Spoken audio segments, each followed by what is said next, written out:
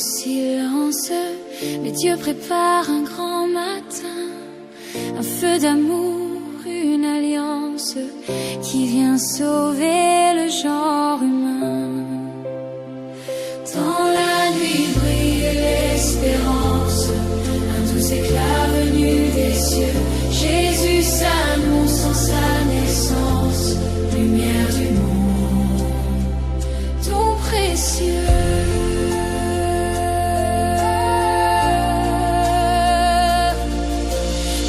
S'allume dans la prière, les yeux levés vers l'horizon, l'enfant viendra, lumière claire.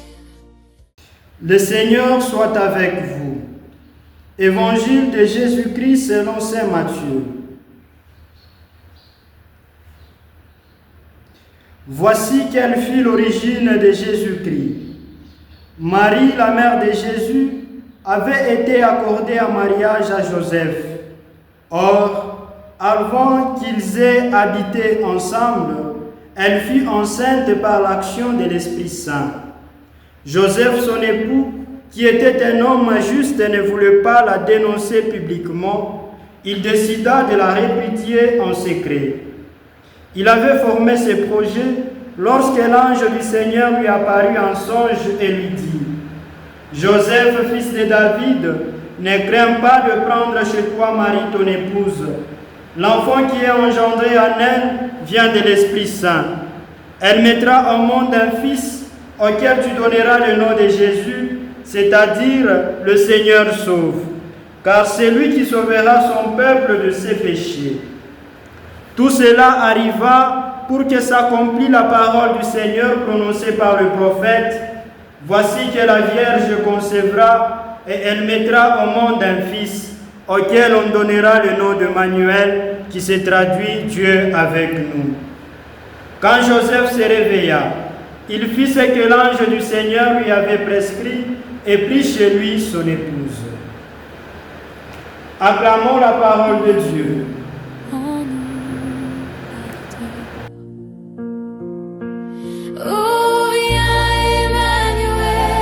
Fidèles du Seigneur, shalom.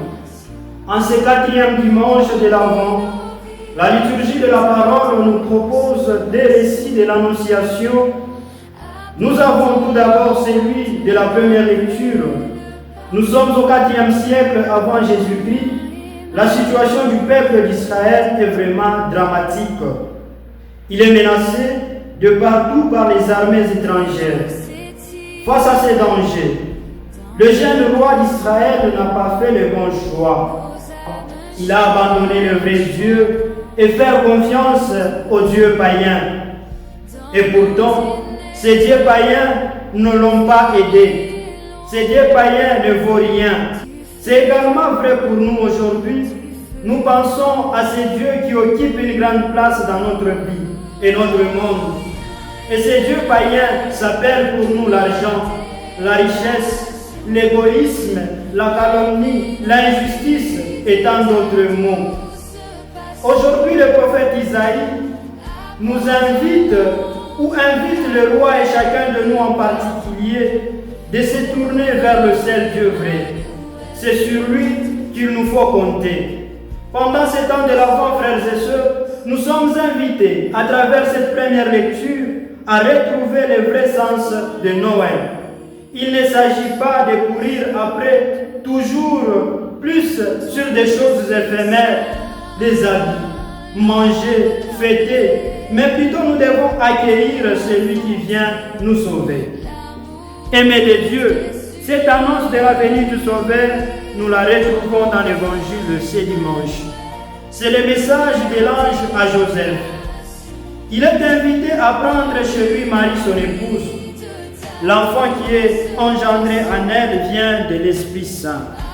Ces paroles nous disent la mission que Dieu confie à Joseph. Joseph est appelé à être le gardien de Marie et de Jésus. Le pape François nous dira que cette garde de Joseph concerne aussi toute l'Église. Saint Joseph est désormais le protecteur mythique de toute l'Église. Cette garde Joseph l'exerce avec discrétion et humilité et dans le silence.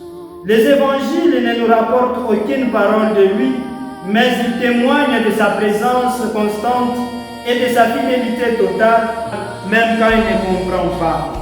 Il accompagne chaque moment avec prévenance et avec amour. Il est auprès de Marie dans les moments sereins et dans les moments difficiles.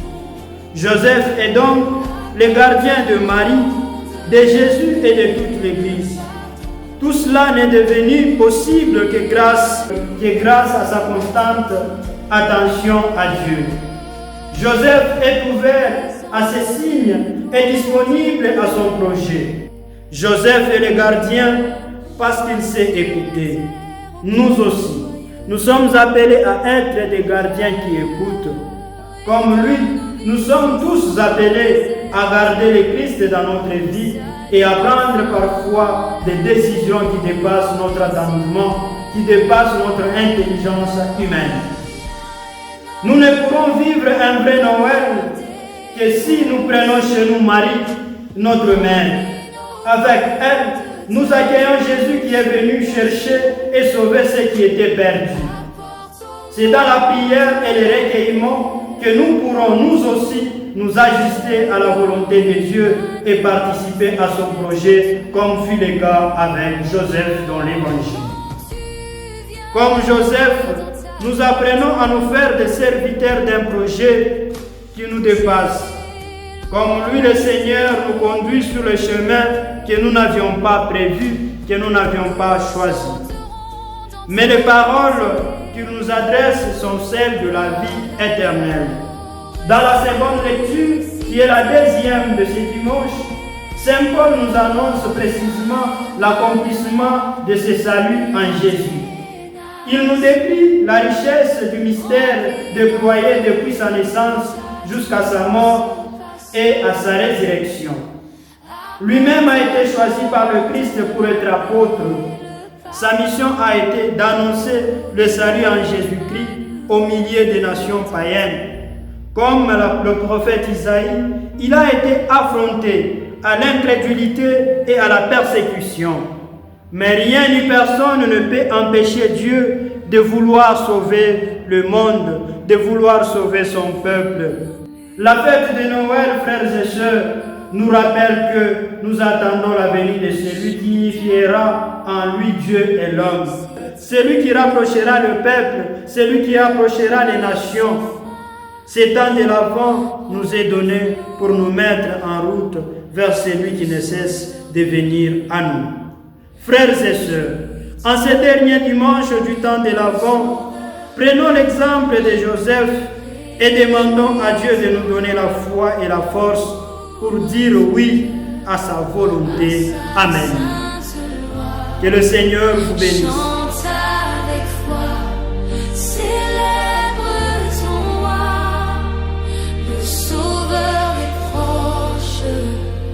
Réjouis-toi, les cœurs s'allument dans l'attente, l'espérance éclaire nos pas.